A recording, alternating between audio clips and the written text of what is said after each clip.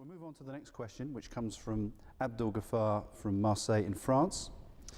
And his question is about the interpretation of the death of Jesus by the Ahmadiyya community. He says the interpretation of the Quran and the Hadith by Muslim scholars of the last 1400 years has always been the belief that Jesus was raised to heaven without being put on the cross, and God transformed another person to appear exactly like Jesus, who was crucified instead of Jesus. Discarding the view of the old eminent scholars of Islam, the Ahmadiyya community has invented a new interpretation about the death of Jesus. How is it possible that none of the previous scholars understand the concept of the way that we have done? So, is that true? Jahangir? Well, first of all, my question would be, a counter question would be, why would anybody in the the beginning of Islam, or even now, want to have a belief which creates such a horrendous scenario that it just beggars belief, to be honest? Because what exactly are we being asked to believe here? We're being asked to believe in the fact that Jesus goes to the heavens, to be saved from crucifixion. Somebody else is put in his place, as we've seen in a previous question. Now, why the Jews have done that in the first place has also been seen to in this program, and it was to prove that Jesus was a false messenger, because if he's a false messenger and the Jews can prove it by putting him on the cross and he dies there, then they're absolved from having to believe in him. They don't have to accept him because he's been proven as being false. So what will happen on the Day of Judgment? God will call all those Jews and will say, so you tried to kill my messenger Jesus. Why didn't you believe in him? He was the Messiah. They'll say, but he wasn't the Messiah. How was he the Messiah? Did you not write in Deuteronomy that if somebody is hanged on the wood, or the cross or whatever it is hanged anyway, and he dies there, then he will be accursed, so he will be false. We took Jesus, we put him on the cross, he died there, so we rejected him, we followed your law. Will God then say, aha, but you don't know what I did? It wasn't Jesus. I took him up to heaven, and I made somebody else look like him, and you put him on the cross instead. I got you. So then what will they say?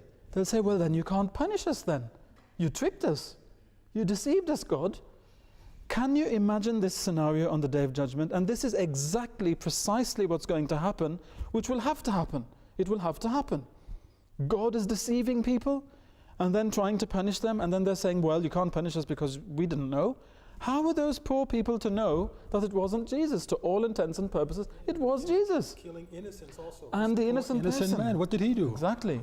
This is the thing. So we cannot, how can we then say, is that not, I mean, this is an insult to the beliefs of the first Muslims, to think even for 1 second that they could have believed in a scenario like this. How could they? Which is the logical conclusion of that belief of the substitution of Jesus for somebody else, or somebody else for Jesus. Now, when we go to the actual scholars of the past, often this question is raised that you of the Ahmadiyya, you've invented a new concept of the death of Jesus. But that's not correct. We find that even in the Sahih al-Bukhari, the most authentic book of hadith, in the Kitab al-Tafsir, you will find as a note in there from Ibn Abbas, when there is a specific hadith being recorded here, and I will have to read some of it so that you can kind of get an idea of where I'm coming from. It is said that on the day of, I'll just give a summary, on the Day of Judgment, certain people will be sent to the hellfire, and the Prophet Muhammad ﷺ himself is saying that I will say, ashabi, my companions, they're my companions, Then Allah will tell him, you do not know what they did after you. He said, then on that day I will say, like the pious servant, meaning the Prophet Jesus said, and that's the verse that we saw in the beginning of this program, and I was a witness over them while I dwelt amongst them. When you took me, you were the watcher over them, and you are a witness to all things. And I'm saying you took me because this is the translation of the non-Ahmadi Muslims. And then it will be said that these people have continued to be apostates since you left them.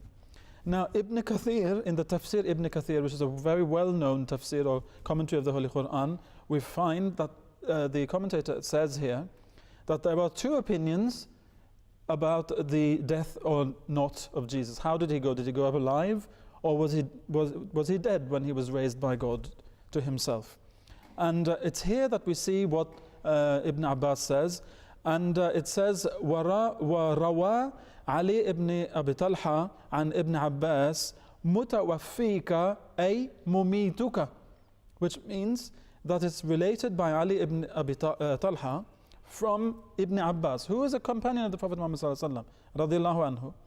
He says the word mutawaffika, which means I, as they translate it, the non-Ahmadiyya Muslims, that I will take you. He says a mumituka, it means or, in other words, I will cause you to die. Now, if Ibn Abbas understood mutawaffika as being I will cause you to die, meaning God is speaking to Jesus saying I will cause you to die, if he can believe in that, why can't we? As you can see, therefore, our belief in the death of Jesus before he goes to God has a sound basis in logic as well, because of that scenario which we cannot accept and which could not have been part of the belief system of the early Muslims, and also because we even see that some of the earliest Muslims are even saying that they believe it meant that he died first and then he was taken by Allah. Spiritually, therefore, that's the whole thing. Okay, thank you. Azasab, has anyone else held this view? Well, I think, again, the whole issue of the early Muslims, put in the context of this idea of someone dying in place of Isa alayhi salam, as he said, it would be so unjust. What crime did this Jew commit? In one of the narrations, and mind you, all these narrations you find, they're not found in Hadith, they're not found in the Holy Quran. They're found in books of the historians or the later scholars who have said so-and-so has described this scene. For instance, they said that there were some 17 Jews who were arrested, and of them on which one of them the face of Jesus alayhi salam was placed. He was grabbed, placed on the cross. However, they only changed the face and not the body. And that's why in the verse of Quran which we began this session, that there are some who have doubt about this. This should be halahum. This whole idea that he appeared to be one like Jesus created doubt because only the face was Jesus, the body wasn't Jesus, so they wasn't sure who actually died. How ludicrous. And the stories go on. The stories, in fact, keep changing. In another one, because they realized this would be unjust, unfair, they changed the scene around it, that this person committed some kind of injustice or some immoral act, and he deserved, therefore, to be punished. So what Allah did, he seized this one and placed the image of Isa on this criminal, and thereby kind of justifying the fact that someone other than Jesus died, because innocent shouldn't die. Unfortunately, none of these things have any credence. There's no authority for them, like I say, in the Quran or Hadith, and the earliest companions obviously had a different view of the whole scenario when you think of the day when the Holy Prophet Muhammad passed away from this world. What happened on that day? The entire Ummah was gripped for a moment with the thought that we are losing mankind's greatest messenger, our mentor, our master, our guide, our beloved, our benefactor in every possible way. It was so overwhelming, the thought that he died, that one of the greatest companions, Hazrat Umar anhu, when he heard this, he rushed to the scene and he pulled his sword out, stating that this messenger has not passed away. He has gone off like Moses went from his people for some time, and he will come back. And if anyone dares say he died, I will put him to death. All of a sudden on the scene rushes Hazrat Abu Bakr anhu, the great lover of the Holy Prophet as well. And he went into his chamber, he saw his wife, Hazrat Aisha there, his own daughter, and he recognized the fact that the Holy Prophet has passed on. And he said, I will not let him die a second death. The death of those who've gone before him, who were raised up to this prophethood, he said, I won't let that happen. He went out and addressed the Muslims. And these are the words that are recorded in the Holy Quran, which he said. This is recorded in Surah Ali Imran, chapter 3 of the Quran, verse 145, or if you're having a Quran in which you don't count Bismillah as the first, verse 144.